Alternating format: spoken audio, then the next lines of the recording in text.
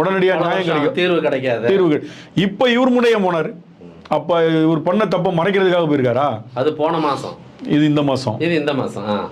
அதாவது இப்போ இருக்கிறது என்னன்னா, எதிர்கட்சி அதிமுக பிஜேபி மட்டும்தான் விஜய் விஜய் விஜய்னு தூங்கிட்டு இருக்காங்க. திமுக அலையன்ஸில் யாராவது விஜய் விஜய்னு தூங்குறாங்களா? கிடையாது. அவங்களுக்கு தெரியும் விஜயுடைய கெப்பாசிட்டி என்னன்றது தெரியும். காங்கிரஸ் கிட்ட இவர் பேசினாரு, ராகுல் காந்தி பேசினாரு, அதெல்லாம் நீண்ட வருட நட்பு. சரிங்க, காங்கிரஸ் கூட நீங்கள் அலையன்ஸ் பேசுங்க. தமிழ்நாட்டில் திமுக அதிமுகவை தவிர்த்து எந்த சிங்கிள் மேன் நின்றாலும் கஷ்டம். அது அவங்களுக்கே தெரியும். இன்னொன்று, இந்த 2 குதிரை மேலே ஏதோ ஒரு குதிரை மேலே ஏறி ஓடினா மட்டும்தான் இலக்கை நோக்கி போக முடியும். இன்னொரு விஷயம், இவங்க மேலே இந்த குதிரை மேலே ஏறிட்டோம்னா உன் கட்சி முடிஞ்சு போச்சு. அதோட அதுக்கப்புறம் நீ தவிர்த்து தனியாக எங்கேயுமே நிற்க முடியாது.